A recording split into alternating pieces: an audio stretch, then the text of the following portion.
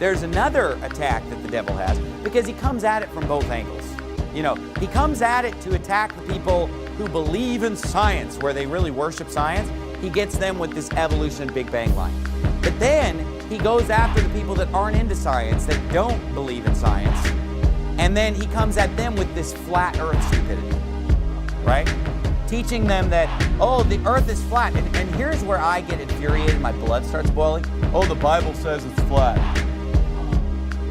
No, it doesn't. It never says that. Show me that phrase in the Bible, the earth's flat. It doesn't say anything like that. The earth's a disc. It doesn't say that. So basically, what happens is, the devil now has this deception, and he's already pulled this out various times throughout human history, but it's in full swing right now. This flat earth crap. And I don't like using that word lightly, but that's what it is. It's a bunch of crap. I don't know what else to say about it. And the bottom line is that this flat earth thing, okay, is for people who say, oh, we reject science, we're just going to believe the Bible, and the Bible says it's flat, but the Bible doesn't say it's flat, and they just basically throw out the baby with the bathwater and just reject all science. So instead of just rejecting the part that's a science falsely so-called, where we're talking about stuff that happened thousands of years ago, which we have no way of knowing, instead of just rejecting that part, they throw out the baby with the bathwater and just say, oh, well, science is a lie. We can't trust anything that science tells us. Okay, and then they go with the earth being flat. Now, here's the thing about that, though. You can prove that the earth is not flat thousands of different ways, very easy to prove, using empirical, observable data. And here's the thing, every single day it's proven. Every single day, people travel based on the fact that the earth is a globe. And no, it's not a ball. A ball is something you play with outside as a toy. But it's a globe or a sphere. And the thing about that is that there are all kinds of routes every day where people drive in their cars or fly in a plane or go in a ship. And that route is based on a globe, and it only works on a globe. See, every map, like for example, look at that map right there. If you can see it where you're sitting. But that map right there is a picture of the earth. But is the earth really a flat rectangle like that? No, it's not. So is that map really accurate? No. There's another map, if you turn around and look at the entryway of our church right there, you see that map right there? That is a flat rectangle map of the entire earth. That is also grossly inaccurate. Can you see how Greenland is like the size of South America on that map? Do you think that that's really that big? Because it's not. Otherwise, they'd be calling it a continent of Greenland. It's not really that big, is it? No. So that map is grossly inaccurate. That is called, that map and that map, those are called the Mercator projection. Now, when I was in school, we learned about several different projections of the Earth. Okay? Because when you take a globe, you can't make a flat representation of that. It won't work. So in order to flatten it, you have to stretch it out and bend it and tweak it and mess it up, which is why none of these maps are accurate. But they still have a place to kind of give us an inkling of where things are. But they're not really accurate. If you really want an accurate representation of things, you have to look at a globe. That's the only way to do it. Go grab me a globe, Brother Baker, out of my office. So you have to have a globe in order to show it. Now, if you want to check the distance from point A to point B, and actually see how far away things are. If you did it on that map, even if the map is to scale, because it's a Mercator projection or distortion, if you did it with a string and measured the string, that would not be accurate. That would not be an accurate distance. Okay, whereas if you took this globe right here, and you get the scale of the globe, where it tells you it's a 1 to 48 million scale, and you know, basically this distance right here represents 96 kilometers, okay? If you actually took a string and stretched it over the globe, right, and took those distances, those would actually be perfectly accurate. And those are proven to be accurate every single day. Every single day. Now, this is why when you book a flight, even if you just book a flight to the East Coast, it's always a curved line. You know, when you're sitting on the airplane, you want to see how far you are? Have you ever noticed it's never a straight line? It's always like a curved line, right? Everybody follow me? If you you went on Travelocity right now and just book a flight and say, I want to see the path or whatever, it's always a curved line. The reason why it's a curved line, it's not that the plane is flying in a curved path. The flight is flying a perfectly straight path. But because you're distorting the map to make it flat, and so that route gets distorted. Everybody understand? You're flying straight as an arrow, but because the map is distorted, the line becomes a curve. Okay? But according to the flat earthers, no, it's all a big fraud, it's all a big scam, and none of that's real, it's all fake. And here's the thing, you try to talk sense into these people, they don't listen. They just want to talk and blow off their mouth and they don't want to listen. And you try to give them facts and they don't listen. You try to explain it to them. And here's what they'll do. They come at you with this flat disk map that's just flat. And in fact, they call it flat Earth, right? So wouldn't you think that they're saying it's flat? Just by that name, flat. Okay. So then they come at you with this flat map and then it's like, you try to tell them, well, no, that doesn't work because look at all these curved routes. And then they come at you with this map that's like a chips and dip bowl. Or like a bun cake. Who knows what I'm talking about, like a bun cake pan? They come at you with this one where it's like a dome in the middle and then it kind of goes out like this. But it's like, wait a minute, you just finished telling me it's flat. And that we fall off the bottom and stuff. So are we all sideways on this little chip and dip bowl? So basically, when they want to, it's totally flat. But then when you call them out on that, it's like, oh, well, it's the bun cake. But then when you start talking about the curvature, they're like, there is no curvature, it's flat. It's like, oh, well, let's throw out the bun cake then and get the flat again. Because this is why. Listen to me. Because it's not real. Because they're making fun of you. Listen to me. The people who are behind this flat earth thing are not for real. They don't really believe in it. They are making an idiot of you, is what they're doing. It's a joke to them. They think it's funny. Now, they have a sick sense of humor, but that's what they're doing. I do not have any doubt about it. And what they're doing is they get gullible people to fall for this stuff. It's a hoax. And they're laughing their heads off. The people, I'm talking about the ringleaders of this. They are laughing their heads off that, wow, we can get people to actually fall for this. They know it's fake.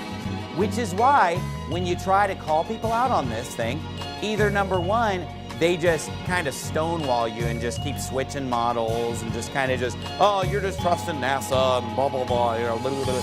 But, or what they'll do is they'll just be so ignorant that when you try to explain them the math and the science, it just goes over their head. You know, and it's really stupid. And then another thing, and look, this geocentricity thing, look, I'm not saying that if you believe in geocentricity, you're a complete idiot. If you believe in the flat earth, you are a complete idiot. Okay? Let me go on the record and say that. But look, if you believe in geocentricity, I don't believe that you're a complete idiot. Okay? I can see how you can believe that, but it's false. And the thing is, I used to just kind of ignore geocentricity and just think like, well, whatever, who cares? It's not really that big of a deal. But it seems like geocentricity is like a gateway drug into the flat earth. You know what I mean? That's what's dangerous about it. It's the gateway drug. I'm serious. Okay? So what you have now is you have people saying these stupid things like, what do you expect me to believe? We're spinning at 1,000 miles an hour? You know, I don't feel it. Okay, but here's the thing. Because, you know, the Earth's spinning, right? Okay? I mean, if we're going 1,000 miles an hour, I mean, you know. Or if we jump, we're going to land like, you know, a few feet over or whatever. But here's what they don't get. And I try to explain it to them. And they're like, why is the water so peaceful if we're spinning that fast? But here's the thing. Get on an airplane. How fast does an airplane go? About 500 miles an hour. Right? So if I get on an airplane and I'm going 500 miles an hour, I have a glass of water on my tray table, and it's very peaceful. It's not going anywhere. And I can jump up and down as many times as I want, and I'm going they're saying 1,000 miles an hour. The plane goes 500 miles an hour. So why can I jump up and down and keep landing in the same spot? Why is it not just... Because the reason why is because everything's moving. it's not just the Earth that's spinning, it's the atmosphere that moves with it. It's a pressurized cabin, as it were. Okay? Right? I mean, the air and the atmosphere and everything, it's all spinning, so it's all going the same speed. And here's how you know it's spinning. You can see the sun moving, the moon moving, and all the stars moving. Now, here's the thing about that. You say, well, how do you know that we're not standing still and everything around us is spinning? But that's about as ridiculous as saying, well, how do we know that the plane's not standing still and it's the whole world that's going by? Here's why that, and look, I know I'm getting on geocentricity tonight. And I hate this stupid subject, but it's the gateway drug, so I got to bring this up. You know, we need like dare to say no to this stuff, okay? So the thing about, dad, what is it, MAD or Mothers Against Drunk, science or whatever. But anyway, here's the thing about it, okay? And I feel like I have to teach this stuff. I don't like science that much, but I feel like I have to talk about science just because to make sure that people know what's up with this. So anyway, where were we?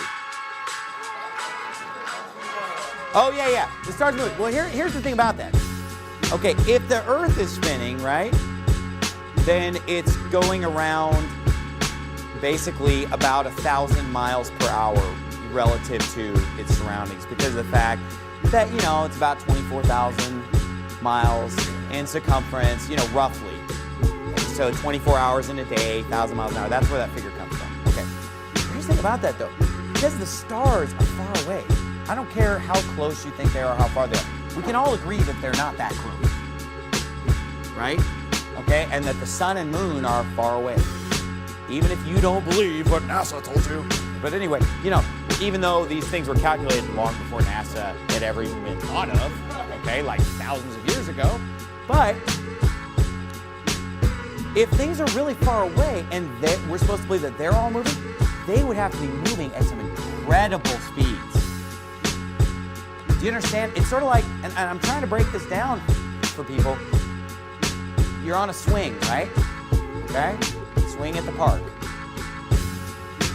That chain is only like, what, 10 feet long, 8 feet long on the swing at the park? Okay, well, which links in the chain are moving the fastest? The ones at the top or the ones at the bottom? The ones at the top are barely moving at all, right? Now, what if I grab the swing, and in fact, I did this yesterday. I was at the park, and one of the swings was out of commission because, as Baby Steven said, some punk teenager must have thrown it over at the top. So I walked up and I grabbed that swing and I threw it up and I swung it all the way around and it did a whole rotation. Well, here's the thing.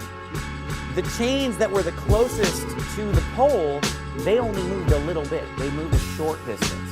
Whereas the stuff at the end of the chain moved a really long distance and was moving at an incredible speed relative to the one that was in the middle. So if the Earth were staying put, then it would be like everything just like whoosh. I mean, at amazing speeds, incredible speeds. Okay, that's one thing. Now, some people would say this. Well, okay, well, which one's going around the other? Does it really matter? Just how you look at it. Sun, moon, sun and Earth. Just how you look at it. But there's this problem of the fact that there's 7 or 8 other planets. They change it all the time because they're not sure what to call Pluto or whatever. But anyway, there's 8 other planets going around the sun too. That's kind of where this geocentricity thing falls apart. It doesn't work, okay? But again, it's just a throwing out of things that are observable. We actually can observe the stars, the sun, the moon. We can actually take a trip to Antarctica. We could actually go to Chile and look up at the sky in the southern hemisphere. And you know what you're going to see? A completely different set of stars that don't rotate around the North Star. They rotate at the Southern Cross. So that alone shows that if there's a globe, so look, the people in the north are looking at the stars that are over here, spinning, but it's actually the Earth that's spinning. And then the people on the bottom are looking at a completely different set of stars that rotate around a different point. Okay, but that's not what this flat Earth thing shows or anything like that. It's all stupid. And the bottom line is that You know, the devil has got this left-right paradigm where he is going to just do anything except get you to believe the truth. Either he's going to get you to believe in all this weird evolution and Big Bang stuff, and maybe through the gap theory, or maybe just through atheism, or else he's going to get you to just completely reject even the good science and to throw out the fact that, you know, the earth is even a sphere, which people have known for thousands of years to be true, because even in ancient Egypt, ancient Sumeria, they studied the stars. That man has always loved astronomy and astrology and the zodiac and all these things. Very well documented throughout history. They've known. So it's a left-right paradigm, folks. So what happens when you tell people, hey, the earth's a sphere? Oh, you must believe in evolution and the Big Bang, too. Oh, you don't like Obama? You must be a Bush fan. You must love Trump, or whatever, you know. Or, oh, you don't like the Republican Party? You're one of these long-haired hippies. It's a false left-right paradigm where you say, like, hey, you know, I don't believe in evolution. I don't believe in the Big Bang. And they're like, oh, you must believe the earth's flat. Oh, you believe the Bible? Then you believe in a flat earth. Now, you can see how the devil would love this, where you say, oh, I'm a Bible-believing Christian, and then that makes you a flat earther, which makes you an idiot to anyone who knows any math or science. It makes you just an imbecile. Or if you're over here saying, bless God, I believe the Bible and the earth's flat, then you just look like a retard to the whole world. And either way, it makes this book look stupid. And the devil loves it. It's a false left-right paradigm. It's a joke that's being played on Christians, where many Christians are getting on board with this, and it just makes Christianity look stupid. It makes the Bible look stupid. And this is, I mean, people like my wife, you know, could have gone to hell because of this teaching, where she said, well, you know, I know the Bible's not true because the Bible says the earth's flat. That's what they taught her in Catholic religious education class, that the Bible says the earth's flat, when the Bible says no such thing. So you can see how dangerous both of these doctrines are. So here's what we need to do, folks. We need to accept science, meaning things that we can actually see, observe, measure, test, calculate, and we need to reject science falsely so-called, which is theorizing about the past. Until we build a time machine to go back in the past, no one knows. Okay, and we need to separate science from science falsely so-called. But the devil wants us to merge these two things. These people over here, they want us to believe that they're one and the same. That if you reject evolution and Big Bang, you just don't believe in science. Isn't that what the atheists tell you? And then the flat earthers over here, if you won't say that it's flat, you know, you're rejecting the Bible or something. Because you got, you know, you must believe all that stuff. Either way, it's the same thing, and it's atheists that are behind it. It's the devil that's behind it, okay? And honestly, you know, there's so many lies. I mean, I feel dumb even going on about it, but it's out there. But you know, evolution is just as dumb. It's all dumb. But it's a dumbing down of people.